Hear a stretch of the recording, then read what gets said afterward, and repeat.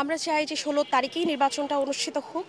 রাকসুনে আর কোনো ধরনের টালবাহানা আমরা চাই না, এবং প্রহসনমূলক নির্বাচন আমরা চাই না। আমরা চাই যে সকলের উপস্থিতিতে, যেটা আমাদের নির্বাচন কমিশন বারবার বলেছে যে সকলের অংশগ্রহণে তারা ইনক্লুসিভ একটা নির্বাচন আমাদেরকে দিতে চায়। আমরাও চাই যে নির্বাচনটা তো শুধু প্রার্থীদের না, প্রার্থী, ভোটার এবং সবথেকে বড় স্টেক কিন্তু আমরা সাধারণ শিক্ষার্থীরা এখানে। তো সকলের উপস্থিতিতে নির্বাচন হোক, এটাই আমাদের চাওয়া। আমাদের রাকসু নির্বাচনটা এমনভাবে এগিয়ে যাচ্ছে যে সংখ্যা যেন শেষই হচ্ছে না।